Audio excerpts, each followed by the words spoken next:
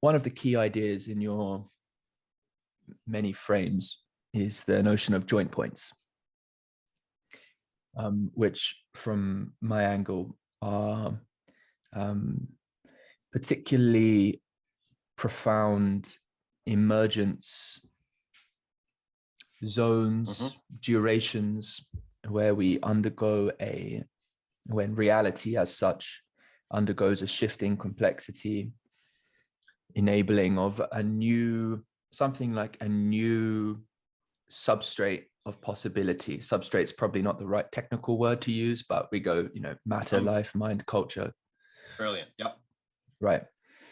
So one of the things that I have always been fascinated with is the notion of emergence. And I've always also been fascinated with understanding what is essentially real. And let me actually read out some questions I wrote to myself as part of this piece of writing some years ago. I won't read out the full thing, but these were sort of questions that were guiding the particular piece of work in some sense. They're very short. So, what is fundamentally real? How can I be in truthful relation with what is real? Which became, how can I stabilize sanity so as not to become a helpless victim of this experience?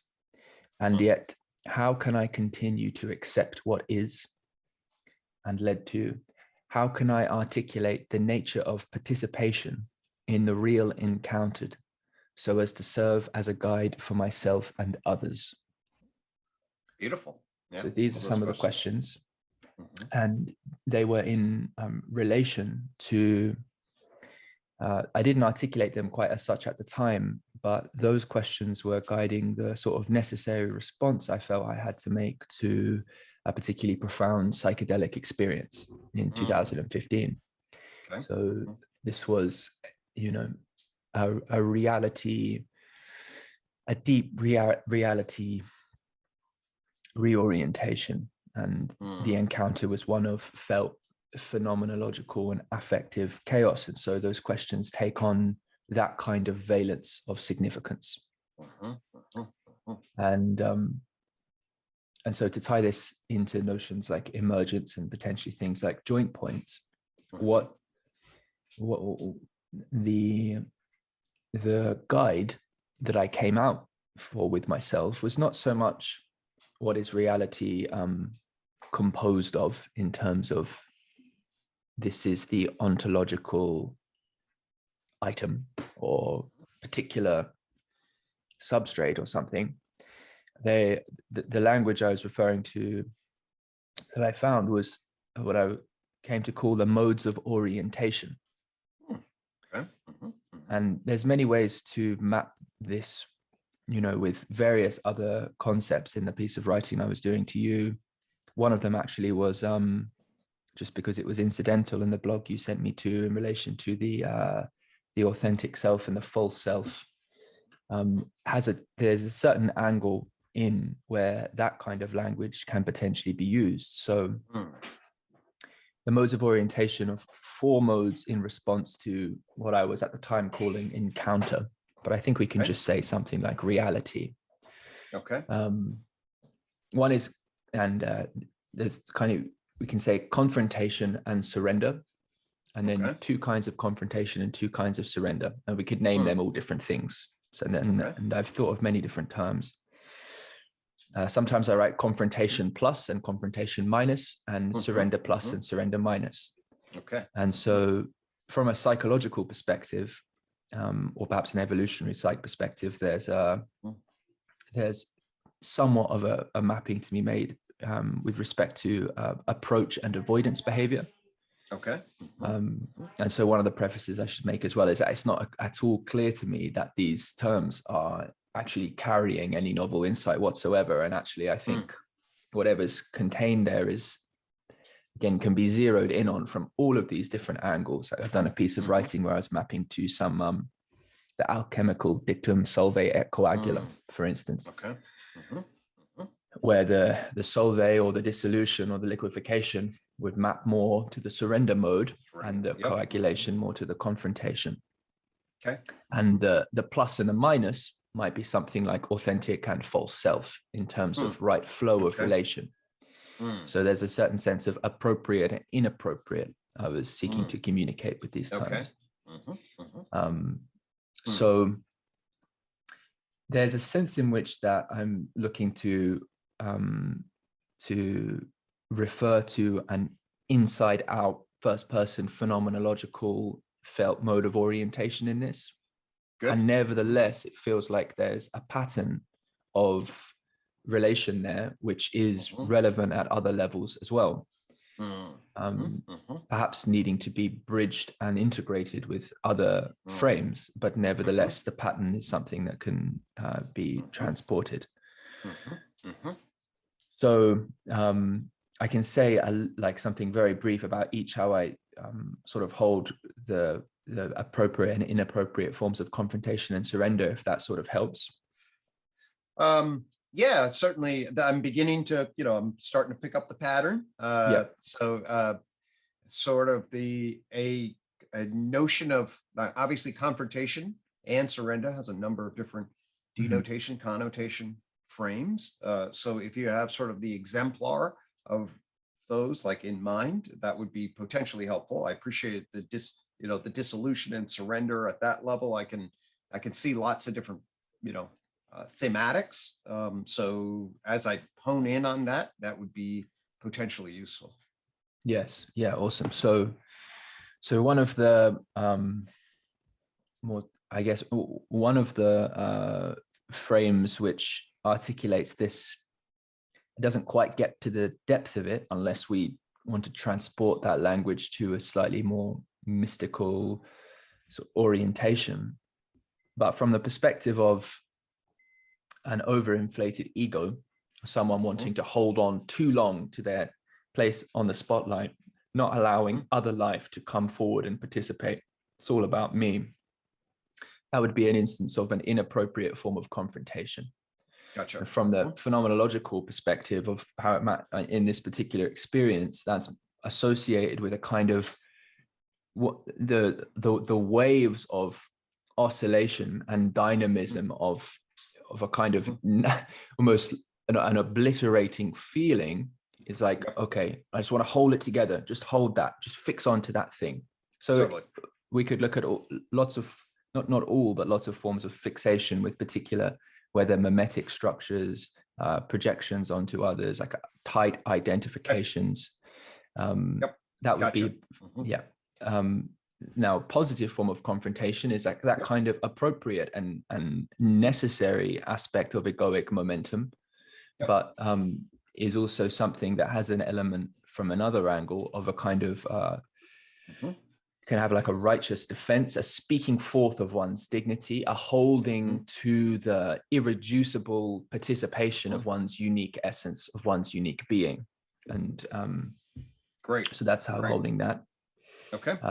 In the case of positive kind of surrender, we could look at that as on the one hand, accepting an ingression within, accepting ingression and being sort of transformed by that process, by following in the dance, but in a way there's a dignifying element to it. So the positive form of surrender is not one that is compromising the essence of something like it's not a compromise to the dignity of that essence. Great. Whereas a negative form of surrender will be very much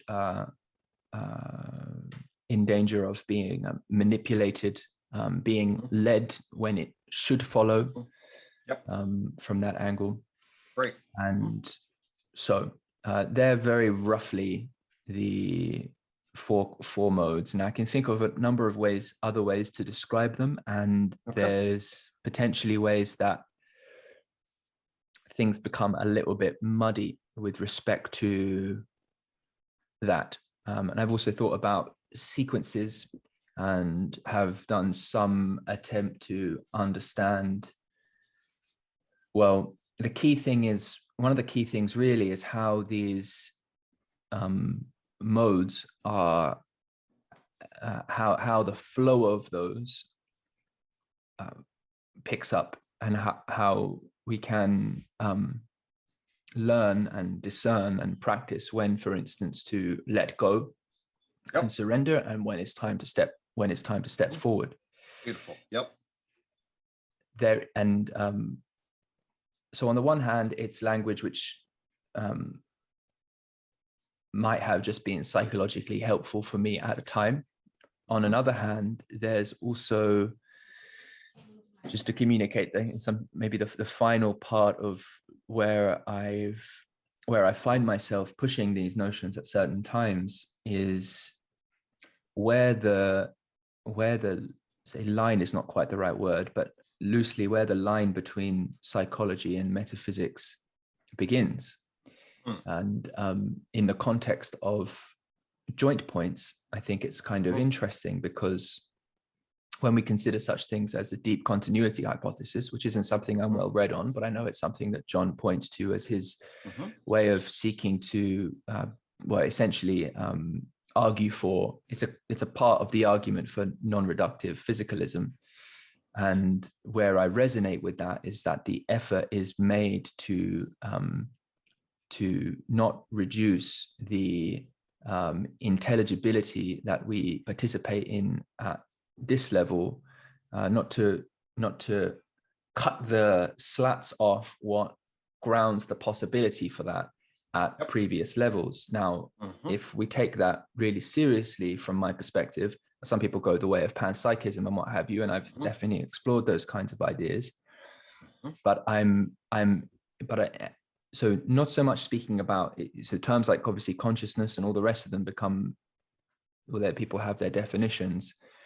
But in terms of continuity, I'm interested in what can enable our understanding of continuity at multiple levels of, we can say, emergence or complexity, from the perspective of, we can take language of interiority and exteriority, and how those two interrelate, and what it is to enter a concrescence or a fusion of parts becoming wholes merging. And so I'm trying to understand from a phenomenological point of view, the modes of orientation that it would be relevant to point to in some kind of explanation, if we're seeking understanding for how interiors as such function at levels prior to the development of consciousness in animals or humans. Beautiful. Yep. Okay. So I can track that. Cool. All right. So if we want to plop that in sort of UTOK, so what we do is we say, okay, you just gave your human identity function frame, right? So that's Tim's frame of reference in relation. And then in this case, we can flip it over and basically be like, so here's where I'd immediately identify sort of the core resonance, and then we'll figure out how to track the resonance from there, or at least I'll offer where I would identify the core resonance, and then you can decide. Okay. So at the core resonance of the human phenomenology of surrender and confrontation, I immediately just go to the matrix, the influence matrix, okay, the fourth key idea. And basically what you have there is on the lower right quadrant is the other quadrant, okay, the other centered quadrant, which is basically put other above self, okay, in relation, as opposed to the self-oriented quadrant, which is put self over other. And I often refer to this as the defy, defer dilemma. Okay, so defy, confront, defer, surrender. Okay, when it's framed a particular way.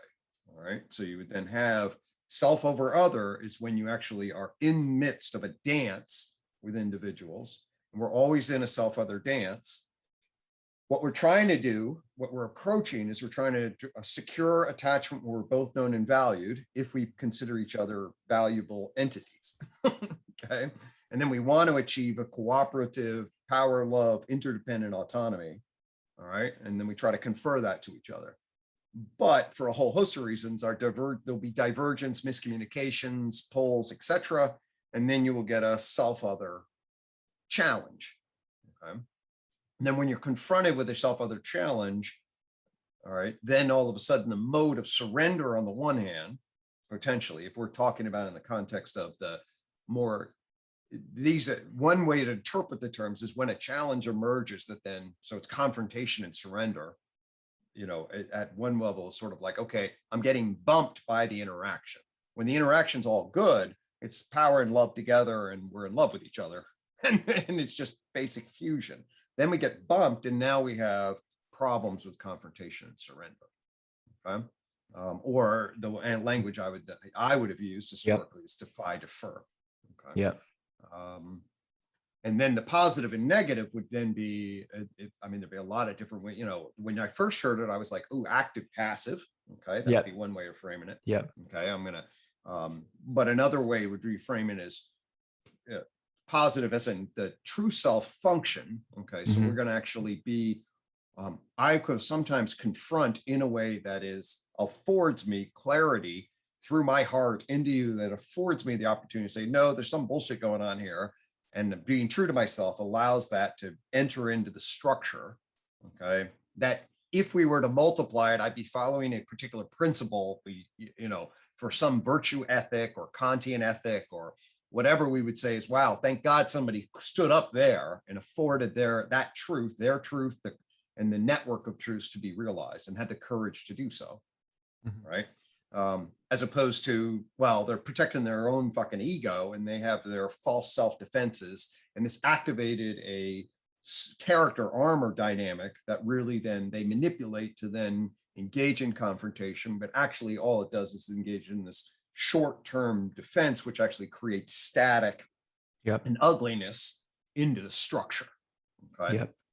And then the same thing's true on the surrender side. It's sort of like, hey, there's a little bump, I'll defer, both out of love and out of the opportunity to see and afford the other a particular way, bring that into me. And then that is a proper correction on whatever the tension was. And then that would afford the expansion of the other in a way that is true to what they're doing.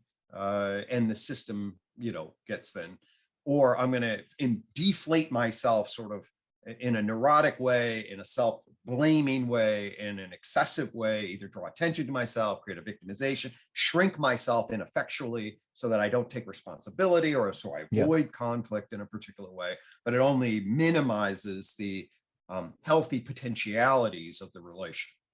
Yep, totally. Yeah, in the piece of writing I did, I gave a nod towards that the influence matrix would be a core place where this was already explored from some angles. Yeah, totally.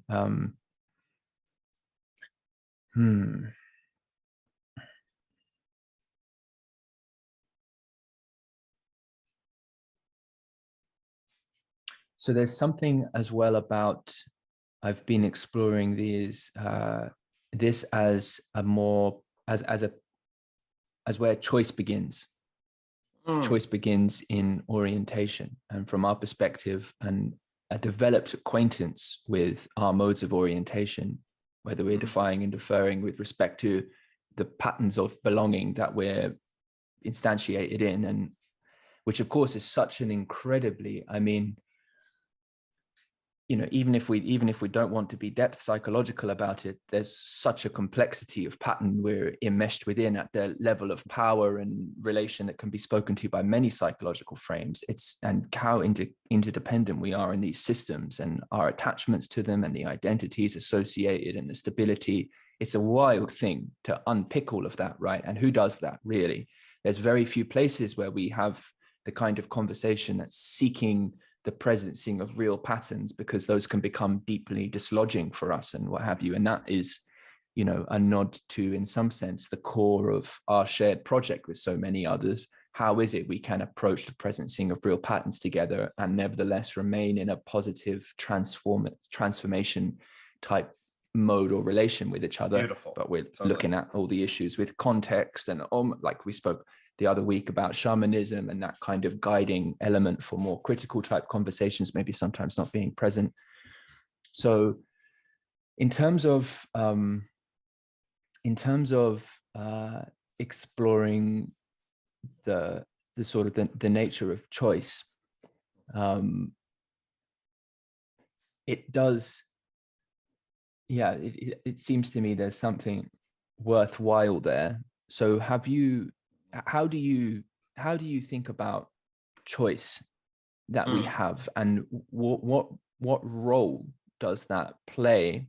Obviously there's both in the system. I think I can, I'd be able to construct an answer imagining what it would be from my understanding of your work and what have you, but you know, and there's obviously the different elements of the filters between the minds, and so there's choice playing. We could maybe in different ways throughout those, but we could also look at it from an influence matrix frame. But I'm wondering, so beyond that, although that's relevant too, how do you hold choice, and how do you hold that in relation to the different to the emergences as well? Totally.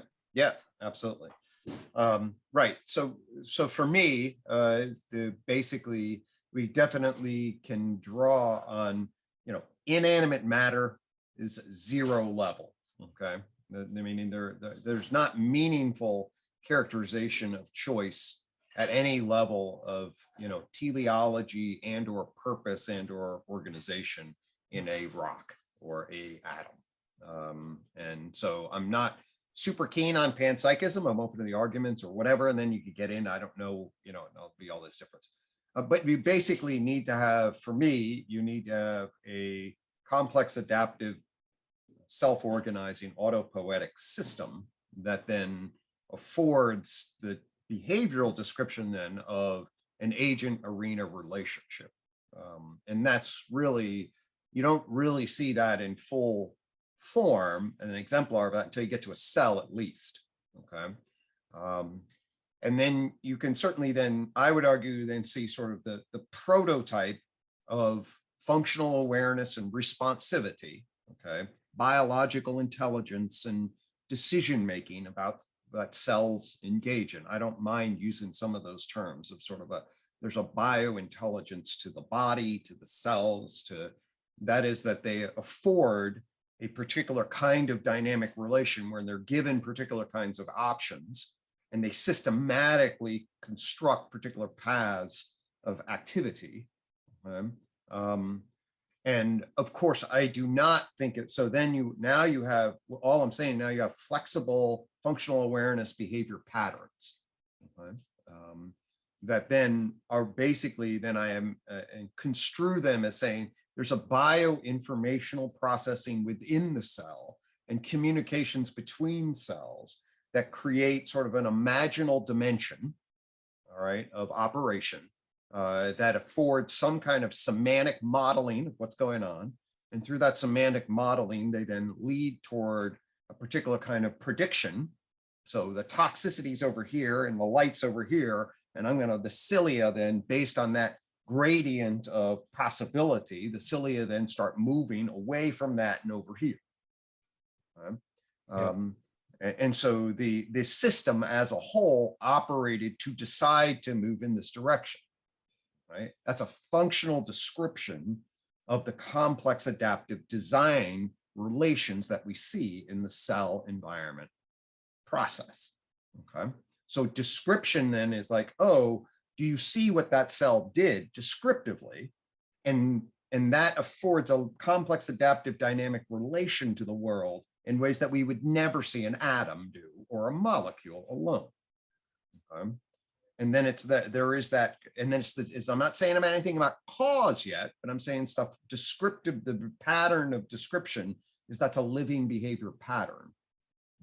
And I believe that the living behavior pattern could really be only understood by the argument that the architecture of that structure is an information processing system that creates, that through history is created essentially a semantic modeling that is then organized to detect possible paths based on contingencies and then choose which path based on the gradient of probability that certain things will fall in some expected way. And again, I'm using a lot of cognitive language, but I'm certainly not suggesting a cell has anything that I would call to be sentience in terms of there's nothing that is, in my estimation, I doubt very much that it makes any sense to say that there is something like to be a bacteria. I think that's basically a bio-complex, dynamic, essentially robot, okay, and at the level of sentience. If it doesn't have a nervous system, I'm quite skeptical that things without a nervous system would have anything that we would call sentience. Sentience for me corresponds to a thing called mind two, which emerges out of mind one being the neurocognitive architecture of the embodied brain. And I believe that the neurocognitive architecture, we have a lot of reason to believe that everything we identify in terms of our own, that's our conscious experience, which I think probably emerges at the level of pleasure and pain in the Cambrian explosion, where the sensory systems get hooked up to a motor system in a complex adaptive body.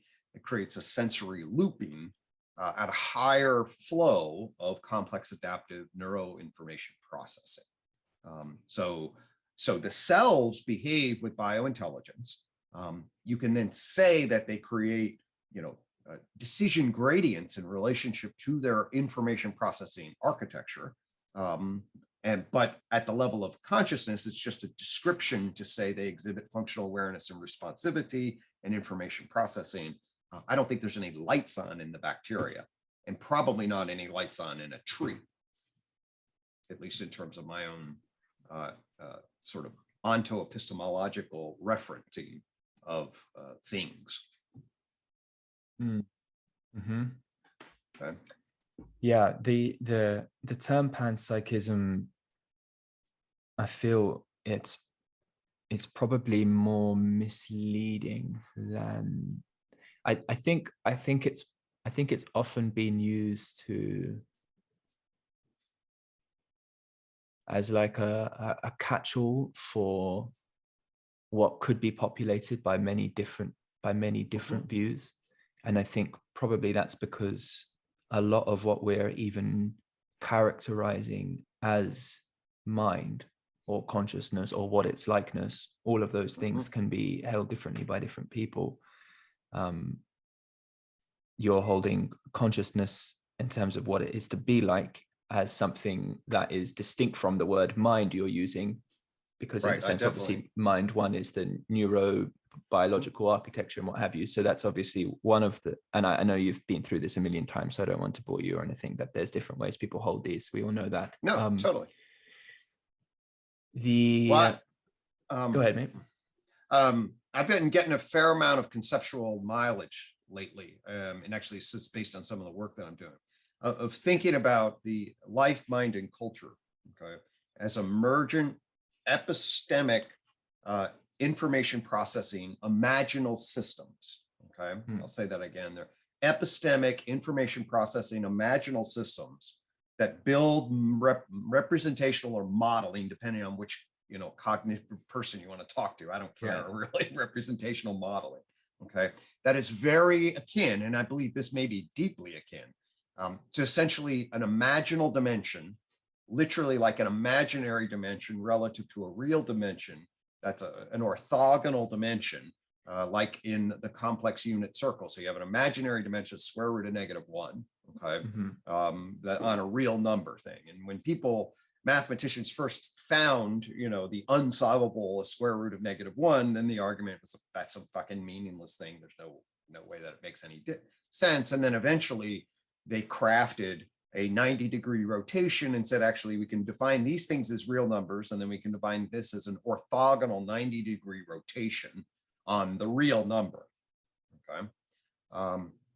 I'm actually thinking that the way I represented the tree of knowledge and the ways in which those dimensions pop out, okay, life then becomes really if we can divide out the physical real from the living orthogonal dimensional structure in very much the same way. So there's sort of like, what am I saying that life is, that you can factor out the physical and leave behind life? Well, it's this information processing, communication, architectural structure that's taking forms of the real, okay, and mapping them through some information network, both within the cells and between cells. And that gives the complex functional design of the operating interface. And that's when things are alive, they're interfacing on that plane of existence. And then the little complexity bubble pops, and the capacity to build a semantic imaginal processing structure that maps the real breaks, and then the system stops behaving that way. So essentially the emergence of life out of matter is then mediated through an information processing system that essentially creates an orthogonal model of the real, and then utilizes that orthogonal model to move through the real. Okay. So essentially it's like that life stuff, you multiply by I, all that life imaginal shit that is the semantic information processing connection. And then it's the I dimension of biology that is really what, and then that fits, it creates an orthogonal dimensional mapping. It says actually what's being tagged here are the informational forms rather than the physical, instantiation. They're modeling of that. So it's an orthogonal model. And then they tied together through the orthogonal forms. I always said it's information processing, communication of what? Of these imaginal forms. And I think I can then stack that and say, actually, that's what the nervous system, which will then create an imaginal space. And then mine too is the somehow coherent emergent of the neuro information processing structure. Now, exactly how you get the binding on that still remains an ontological problem, but nonetheless, the imaginal dimension structure affords. So now it's like neuro, psycho, imaginal, and then the propositional speech becomes imaginal on top of that. So you get three nested orthogonal imaginal dimensions coming off the real in a particular kind of way that then affords a stacking statement about what these things are in a different, clearer sort of way. It's like, actually, yeah, nature figured out how to build imaginary numbers in relationship to real. Yeah, well, thank you for sharing that. That's really well spoken. And I like the ideas. I think part of where I've been, it's funny, why are we motivated to fucking do anything? Like, why do I like, what's the essence of my wanting to, like, is for so many years now, I find myself wanting to, what about, hang on, you know what I mean? Like there's something. So I wish I was more, I haven't had much time really. I have one day, I want to have more time for my own sort of individual work and thinking. And I think that, I've been interested in Whitehead for a long time and process philosophy generally. I don't feel like I'm fluent enough to sort of command a Whiteheadian frame to make some of these cases. I can sort of intuitively quite a bit there. I can sort of bungle my way through. But from the perspective of, if we want to talk about actuality and potential, and we want to talk more metaphysically without looking to try to depict structures of interaction between different, it seems like there's a kind of, well, quite a good question to ask to open some of the domain up that I'm wanting to make sure we're attending to is what is, and like the underlying metaphysics that can support there to be, for instance, orthogonal structures in relation, or that for there to be predictive. It is interesting to me how the language of computation and representation is that, like, what's grounding the usage of that language pre nervous system development, for instance, that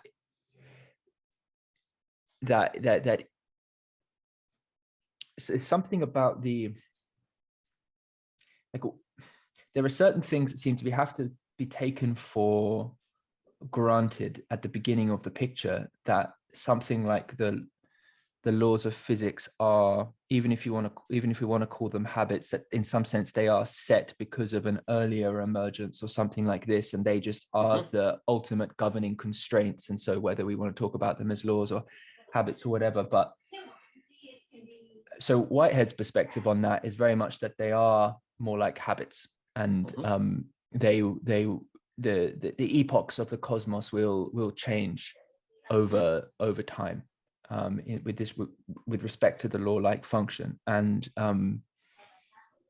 the way there's an articulation there, for instance, of a process like concrescence, or the coming together into whether some sort of fusion type interaction that creates a society, but nevertheless stays in touch with the lineage of it. It's almost like a kind of, I haven't heard anybody else make this link, it's probably wrong, but it almost reminds me of a bit of like a blockchain type scenario, the Whiteheadian metaphysics. But there's something of, and we can say, okay, well, it's a limitation of our kind of human mechanisms of description, but there seems to be a participation in the becoming and the realization of potential and the fusion of, for example, whether actual entities in the system of Whitehead. There seems to be a participation there. And so maybe if we want to use that language from John, in some sense, I'm seeking out the very essence of participation, and I'm not wanting to have that be trapped in consciousness discourse, but because I also want to understand like notions like alignment, and I also have a, for me, teleology, it's like I'm tried to articulate to John once, well, how I'm kind of holding teleology, and maybe this doesn't allow me to use the word teleology because I've destroyed its meaning so much, but it's something like self-making telos in perpetuity. And you might say, okay, well, that only clearly applies to kind of self-making or self, the self-organizing systems or what have you. But I'm kind of wondering if the metaphysical, and see, we use words like engine, but that's referring to machines that are constructed, it has that, and I'm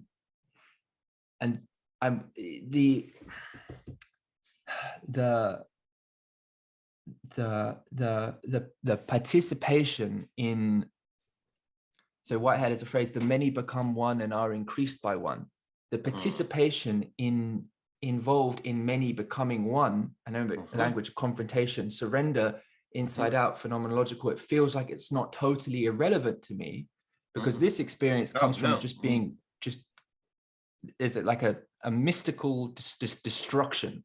And so this is not, in the inside of me is not here wondering about how I'm being perceived by others. This is in dark, alone, on a bed, not here paying attention to what's going on exactly. This is the very capacity for coherence to perpetuate at all, because the wrong ordering of the confrontation and surrender is just continually re-obliterating oneself from within, like continually trying to wall a dike, like the sea that cannot hold. And so something about the capacity for there to be, for participation to hold together, for there to be a one world at all, for it not to just create an infinite number of sundering collapses. It's something like that. It's the intentionality of participation, and in terms of what it is to be like, there's no, it's not even something I would claim that we could know what it's to be like, but we can perhaps understand the emergence of what it is for the emergence, the quality of what it is for us to discern of our own, in our own time, given our own level of functioning, what the dynamics of rightful participation in coming together for the kind of fusion that we then want to look to as another joint point type thing. Do you know what I mean? Like, how can we learn about like the continuity between what we fundamentally are, that we once say, well, that has to be the case in order for there to be a continuity of the vitality that enables life, or something like that. That's what I don't want to lose. Okay. Yeah. No. So here's some thoughts so this is how I'm hearing this. So for me, there's this sort of weird jump, which we don't understand, but we get inanimate matter at one hand, and then all of a sudden either prebiotic soup or other things. So there's a coming together. There's a qualitative shift in self-organization. Okay. And then ultimately that somehow the parts of those things are being selected towards some kind of neg-entropic work efficiency that links stuff together into a increasingly coherent, integrated package that is allowed to replicate itself across time. So it participates in the life domain with others. And so it's probably some sort of collection of entities. And those collection of entities, I can totally see them as surrendering and competing, or, there's a cooperative, competitive dynamic all the way fucking down, or so if we take the positive and negative confrontation surrender dialectic all the way fucking down, and basically then up, say, okay, well, a lot of people said this in terms of cooperation and competition. There's certainly some overlap here, and so we extract that and then place the systems and say, okay, there's a synergy, there's an afforded synergy between these self-organizing systems where they can then sync up and use their free energy cooperatively and basically get what we would call then relational value at the cellular level to participate in the dynamic. And if they can benefit each other, they'll do that. They'll create a synergistic dynamic in that regard. And at the same time, they're going to then also diverge because there's the competitive dynamic, and then there's going to be confrontation and surrender dynamics in relationship to that process. And so you can then see I at least can envision a dynamic participation around a positive and negative confrontation surrender aspect that then is weaving its way through a more and more complex assemblages of that kind of dynamic. Mm-hmm. Yeah, it's something that, thank you for saying all of that. It's very kind of you to use those terms and integrate them like that.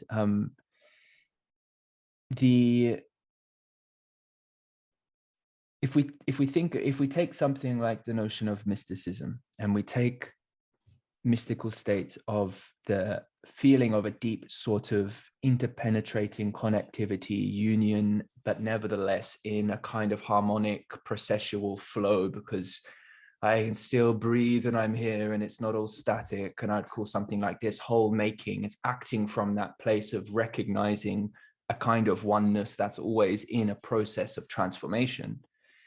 Then I'm wondering the word memory. I know memory is, this is a word that I'm not using in a disciplined way. But the memory of, like, so sometimes if I'm speaking to a friend, I might say, it seems to me that the essence of a kind of mystical practice in terms of enabling of the discernment of a kind of right relationship between self and other and self and world can look something quite simple, like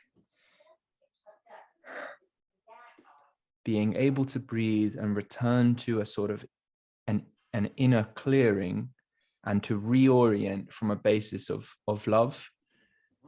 And in that sense, there's a returning to responsiveness, as best we can. The feeling, the knowing of a return to that which is now more enabling of alignment would seem to me to partake of something, I want to use a word like metaphorically, like energy, quality, it's going to have a feeling of what a right flow of participation between those confrontation surrender type, and that would be something like that is shared, like a deeply shared among all things. I want to, like, yes, where's Jung coming from in terms of synchronicity? Maybe we won't get there today. Well, I mean, okay. I mean, I totally feel that. I mean, so a year ago, right? It was right around this time a year ago, I did wisdom energy shit. Okay. And so the phenomenology there was, I did that. There was a Riemann sphere, or whatever thing that afforded my logos a way to connect to the unit circle and then create infinity, because it creates a whole nother dimension. I didn't know about the Riemann sphere. Okay. And then And then I put that on the tree of knowledge. And basically what that does is if you imagine the tree of knowledge, all right, you have the Planck's constant, which is sort of the absolute smallest thing here. And then you have the real energy infinity, which is the Big Bang, real infinity. And then you have the elephant sun god, which is the infinite imaginal. Okay? So the infinite imaginal is above me, and I'm an ideational justifying entity. Okay. And then I go down through my systems of justification at the ego level. And then I go down into my primate heart level, which is all my influence matrix and perspectival knowing. Okay. Then I go into my animal body, which is fuck and flight and pain and sickness, how I feel in my body. And then I just go in literally to whatever the bio intelligence is, wisdom of the body, how the hell my body digests food and shit like that, and fixes which stuff when things go wrong.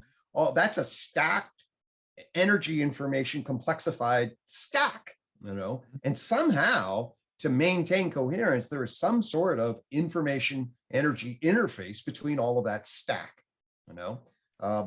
and what I experience, and I'm normally up here in the level of justification and the level of heart. So my entire, as a psychotherapist, the whole basic, that's why I focus on the ego, the persona, and the experiential self through the matrix. Okay. As a psychotherapist, that's where all the shit happens. Okay. So it's like you get a persona and you get the ego, you get the heart injured, it gets traumatized over time, and then it gets all fucked up. And then you have to figure out how to hold environment and create a calm MO to sort out the spaces between those domains. Okay. But here, what was actually happening to me as I aligned at the logos and took the Riemann sphere and bounced it from the infinite God down to quantum, and then back to real bang down to quantum, I was flipping this coin back and forth. And then all of a sudden, I basically hit a transcendence. Okay. I hit a transcendence, and I would just pop in. I'd text John real fast and say, John, there's wisdom energy. Okay? So, and then I'd go for a fucking walk. And I was not talking to myself. And I kept saying to myself, Jesus, this is in my cells. Okay. And that's certainly, there was an opening, and I've held that open. I now recall that a memory space. I went into a sort of phase shift, and I'd really be interested to see the electromagnetic information, bioinformational grid in my system.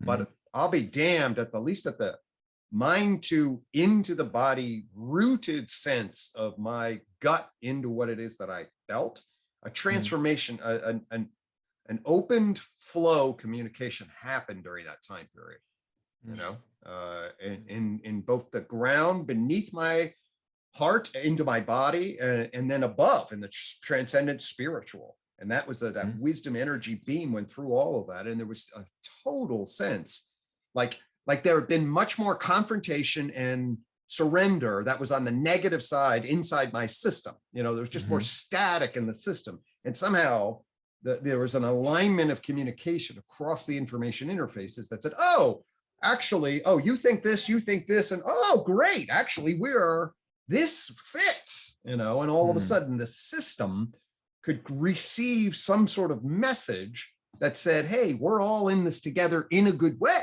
and can hold the negatives without getting trapped in them, could afford the positives and afford a particular kind of coherent fusion. And that felt across the stacks. So yeah, to me, that what you're highlighting or what you're pointing to there, certainly, that's translates into my experience pretty readily, or at least I don't know if that resonates as I relay it back to you. But. Yes, well, lots resonates. I don't have the fluency of well integrating things like Big Bang and neg entropy and some of the more physics type terms. And so there's a sense in which I'm hearing those words, but they're not, grokked in the same way as some of the other aspects of our conversation.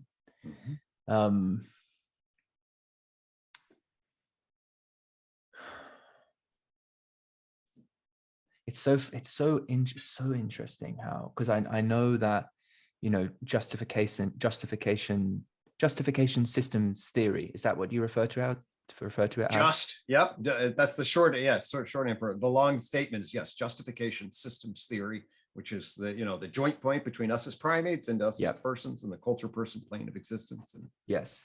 So I'm aware of the resonance between justification systems theory and notions like language games and what have you.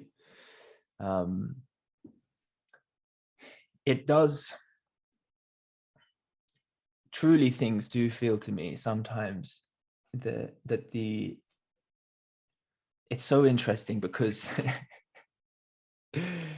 it is nevertheless still both how we say it and what we say. So I'm not trying to eliminate the what we're actually saying, not by any stretch. There's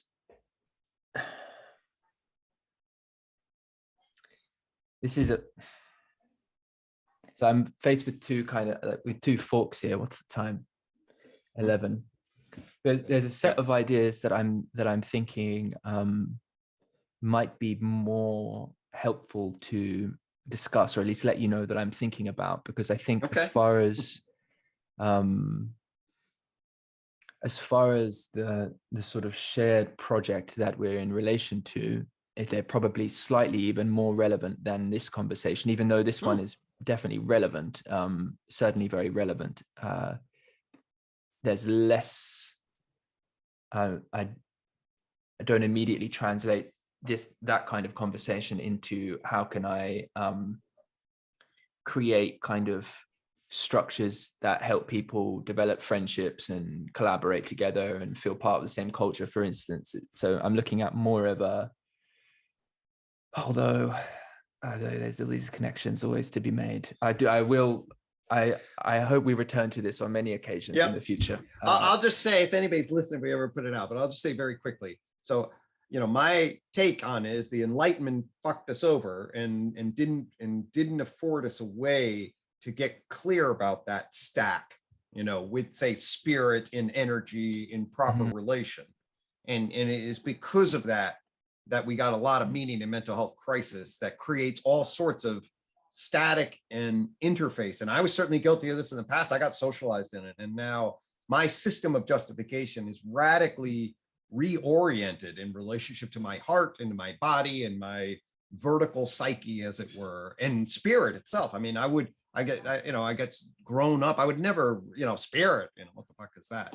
And I'm educated 22-year-old. Okay. So this is, and more educated than most at that stage of the game, so you have, just basically, so the one point at least is that, listen, folks, and I'm still in the same basic ontological picture, more or less. It's just that it was all fucking confused.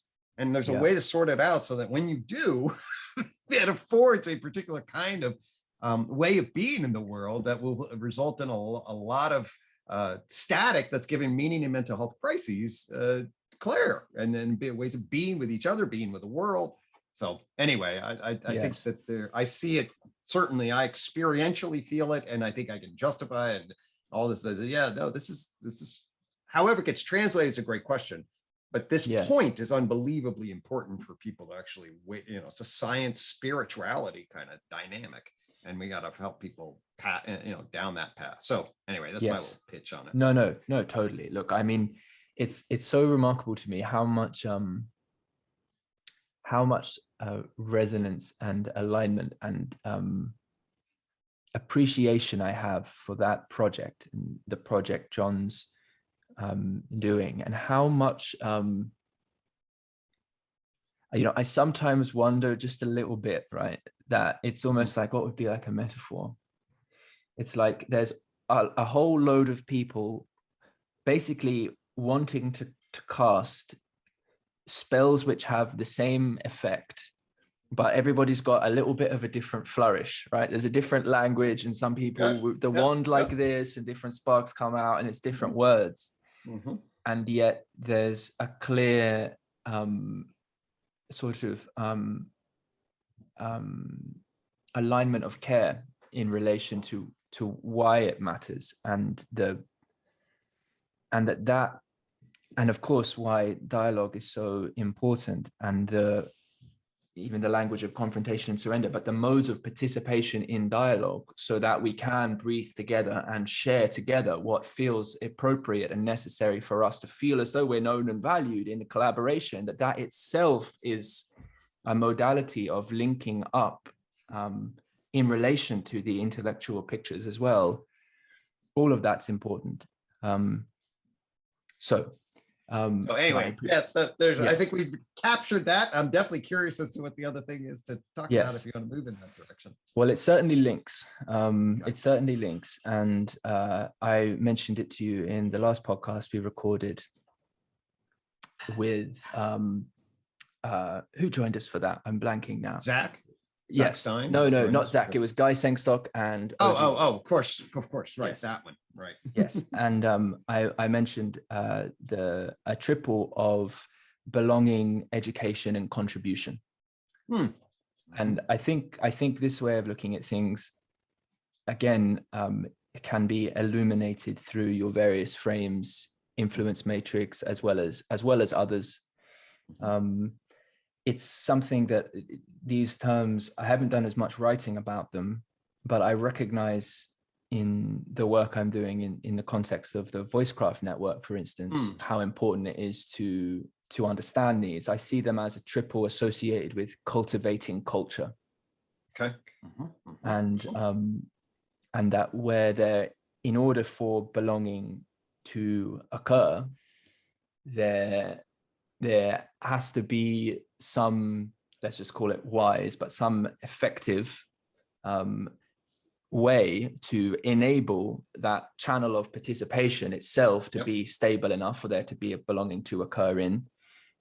In order for us to gather around the fire, people had to learn how to start the fire and then gather the wood and all of that and look after the space. And so that would be a way that those three are related. Now, in relationship to, part of the reason why I think this frame is so important is because I'm seeking to understand and participate in ultimately how we transition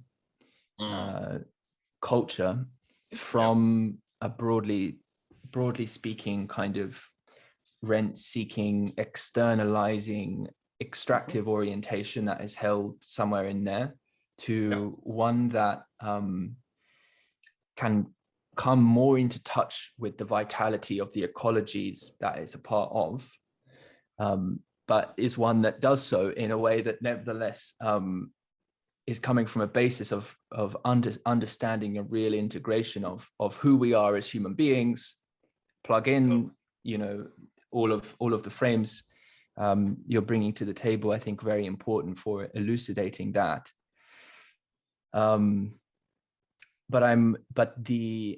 But there's a real challenge in having groups of people stick together, or momentum kindling, when there's an awful lot of momentum that's already built up in other places, which seems to provide ready-made answers for how you go about getting status or belonging to a dominant culture, for instance. And there's things to learn in order to be able to contribute. And we know those things are breaking down, right? There's breakdowns in the quality of our teachings. There's breakdowns in how we can prepare people to contribute for the world we're entering into. And so we can look at, in some sense, the meaning crisis through those terms as well. Sure.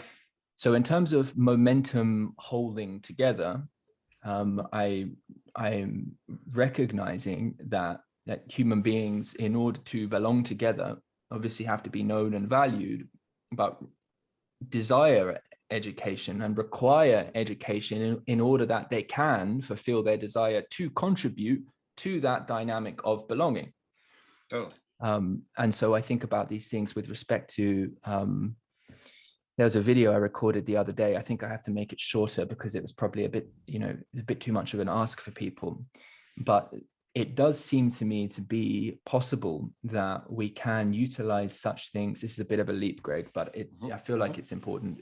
We can utilize such things as NFTs, the burgeoning space of the metaverse, various kind of creative possibilities associated with kind of, emergent technological capacity that is a kind of habitable land in the metaverse to be part of, and tech savvy people and a lot of money, and there's so much perturbation. There's a lot of that's spilling over. There's a lot of energy there, and it's energy that can, if we're smart, and if we're really wise as a culture, the excess of the previous world has to support, as though it were wind blowing the sails of the new game B oriented ships, rather than just relying on the energy of people from within to just row them, because there's a limited supply of that in some sense. So 100%.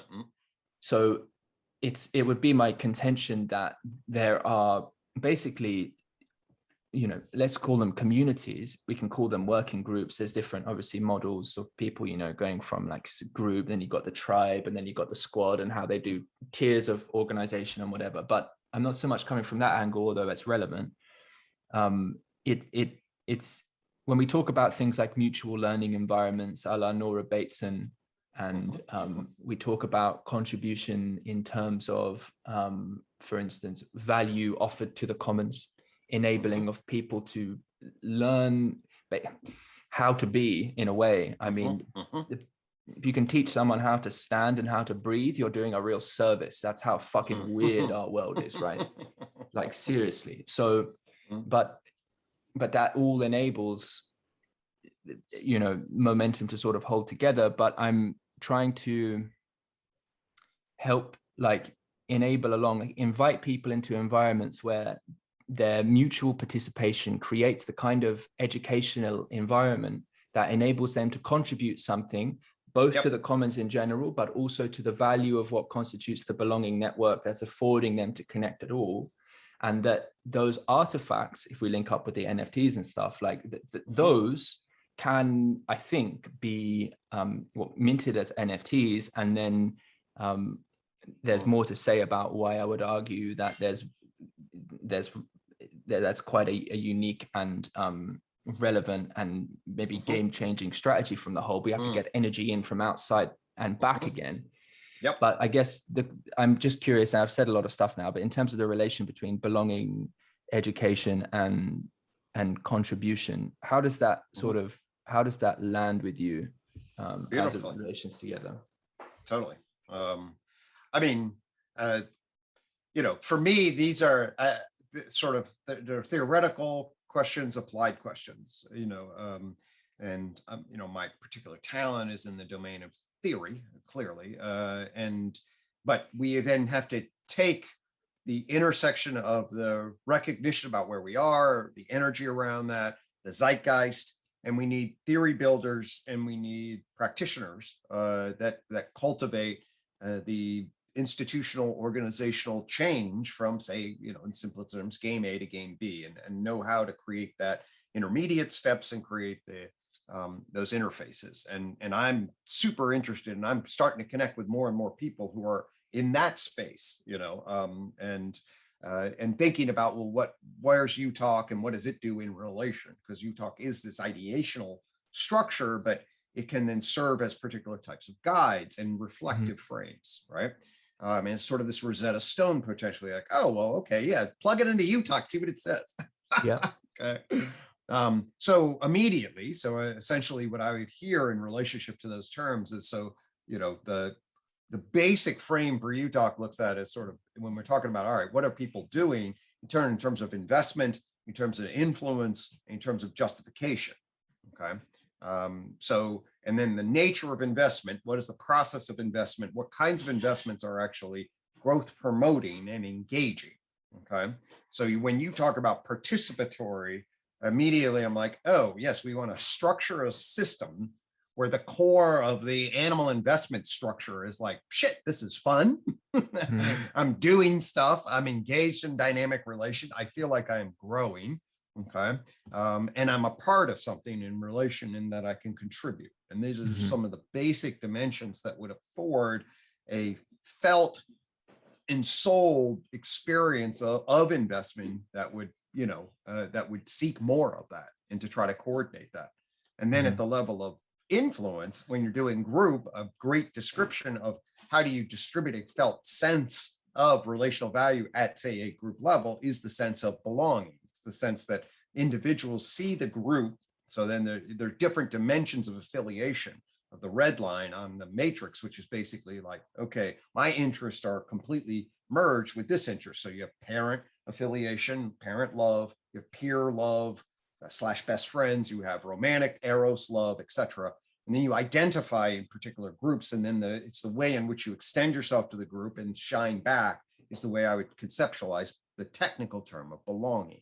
It's like, I'm a part of this, and this is bigger than me. And then I feel known and valued in it, and I feel I give to it in a way that makes it greater.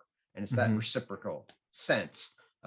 And then the basic structure of, for me, education at the level of intellectual growth, justification about what the hell we're doing, learning about our current situation, learning about what we could be learning about, rebooting our analytical operating systems, and re-exploring a shared system of justification that allows us to understand what we're doing in this world, and then how to do it together.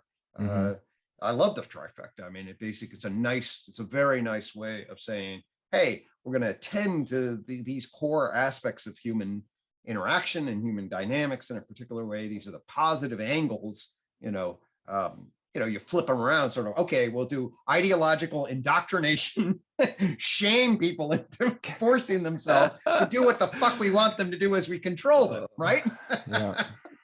As procedural ants in our army of fascism. Yep. So yeah, that's totally. We definitely, we don't want to do that. Yeah. Well, at least, maybe be wary of people who do. So, so at a descriptive and dynamic and complementary level, I love those big three. They're really interesting. Yeah. Yeah, it doesn't seem to be as much. They seem to be clearer, as in less.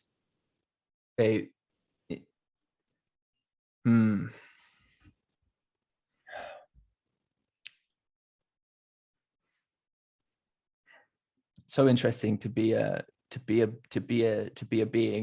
animal that is so interested to consider like the essence of where it came from.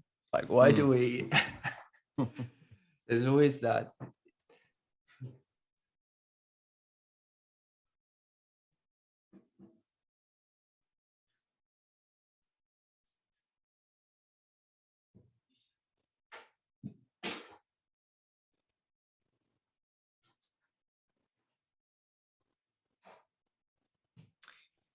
There's something of, so earlier on I said just sort of that, well, it both matters what we say and how we say it.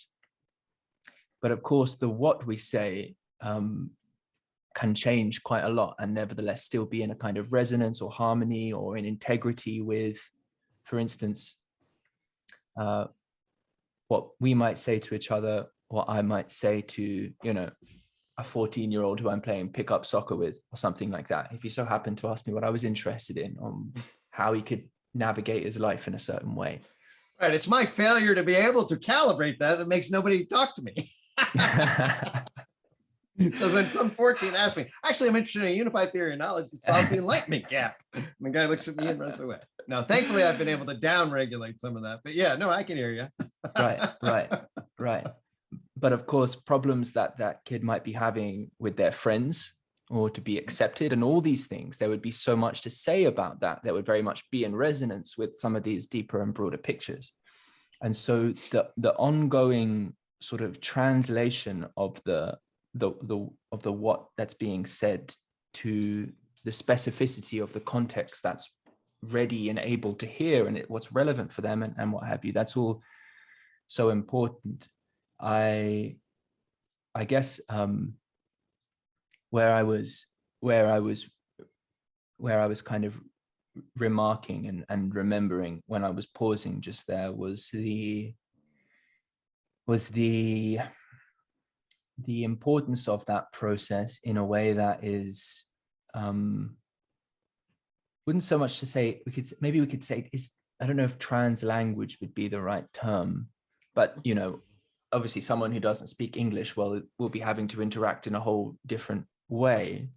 And yet the resonance of all of the, for instance, the virtues we could associate, or the important dynamics of mattering to each other. That's all clearly still at play. And so I suppose this would, maybe I could turn this into a question, and that's, I'm sure, part of your ongoing contemplations, which is part of this translation question. And it would also be a nod potentially to such things as the metaverse, NFTs, basically being able to use now technology. It seems to me deeply critical that there is at least some healthy influence in terms of what enables a cultivation of culture and what enables a vital connections to rebut themselves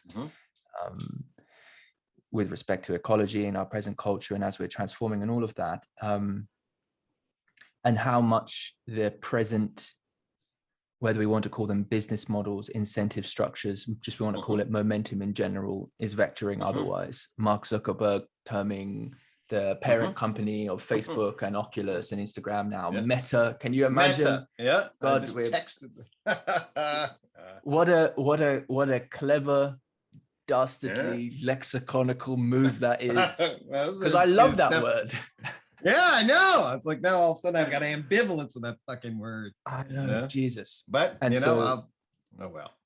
So so there's an effort there being made by there will be effort made by groups to not only capitalize on but control in the manner you were just describing in terms of fascism and all the rest of it, the land that we're already living on, but the land, the digital land of the future, and that these participation in that land is very likely how many people are going to come into connection with themselves and others.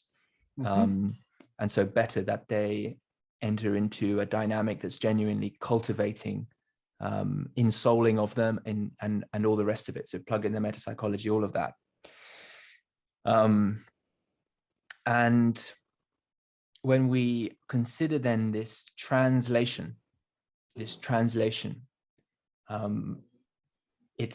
this kind of effort, something like where I feel a lot of my energy, if I'm like, okay, am I doing what I feel I see that's important to do? Am I taking responsibility for that? It does look to me now like applying some of these networks that are interested in such things as distributed wisdom into something like quite large scale collaborations that are seeking to influence, educate, but to create as well, to create that understanding on an ongoing basis and to be self-reflective and justificatory in all the ways we point to with your frames. That's that meta psychotechnology, if you like, as well. That yes, there's a grand effort of a kind of creative collaboration from which kind of novel efforts at translating and creating things at level of narrative, yes, but also narratives that enable people to step into deeper participation with themselves and others in real contexts of education, belonging, and contribution. And so something like that is what I'm interested in doing. And I think I was recording a video about this the other day. It does look to me now that we somehow have to pop out like something that's not quite yet institutional collaboration, but is a pre-institutional collaboration among people that has a resonance of a quality of communication and relevance of value that's also being kind of well heard in a right context of participation that can flow onto and inform the creation of art and technology and all these things. But for the artists and technologists who wants to be part, has to be fun and valuable and worthwhile and to plug into all these types of things. So it's somehow so much coming so much coming at once. And it's sort of there that a lot of my, and it's why, like, for instance, I'd love to read more Whitehead and do some of the work I want to do, because for me, the writing is a very beautiful experience, and I feel like it grounds me as a being in an important way.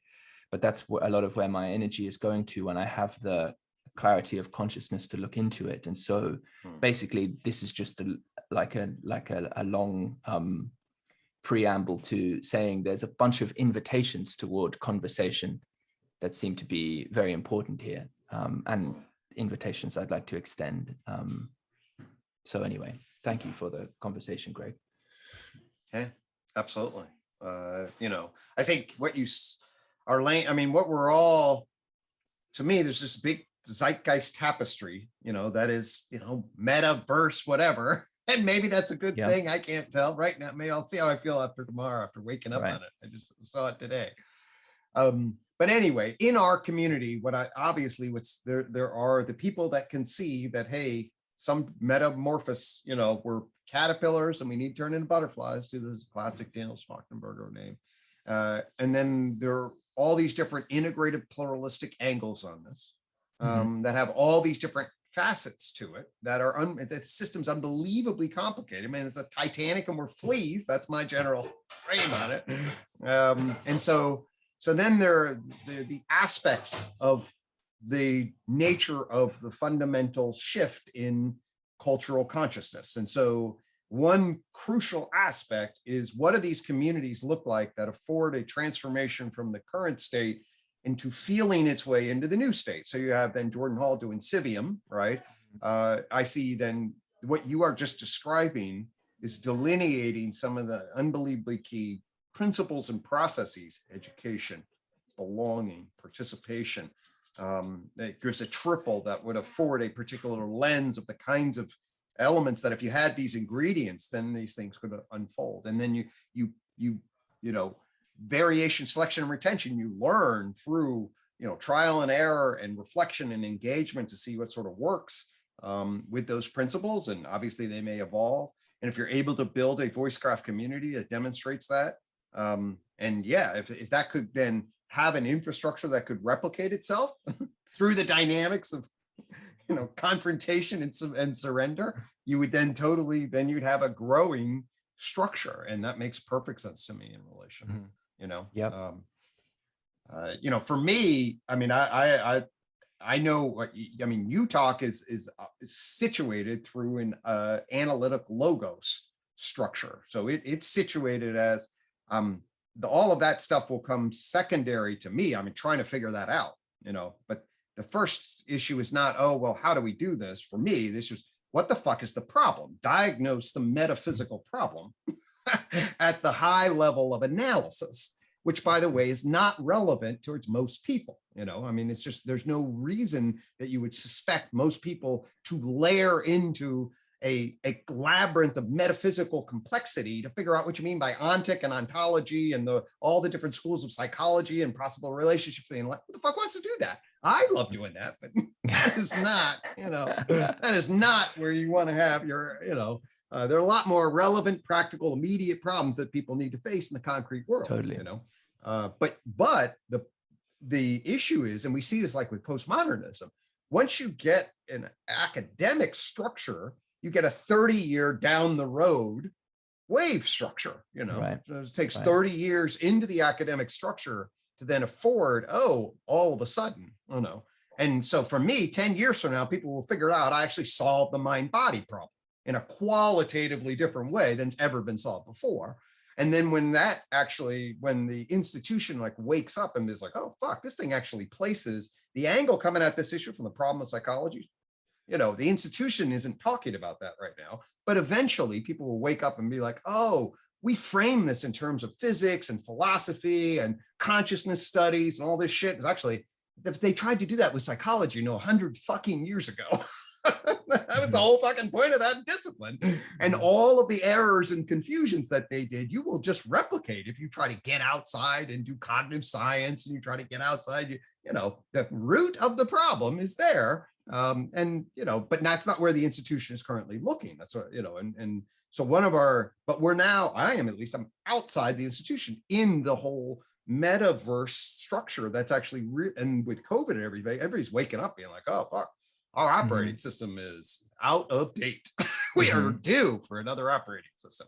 So with the zeitgeist, you know, what we're seeing is we're building these threads together, and each of us, you know, whatever the whole infrastructure of the intellectual deep web and voicecraft and UTOK and Vervaeke and all of that structure is starting to find its way into a new culture, you know, and absolutely, to the extent that that culture affords participation, belonging, and education, you know, that's beautiful. To the extent that it actually analytically shows errors of the old Enlightenment and actually shows everybody very clearly, unmistakably, how you fix them, well, fucking A, we will be in, you know, and all of a sudden you're like, oh, yep, now we're ready for an upgrade.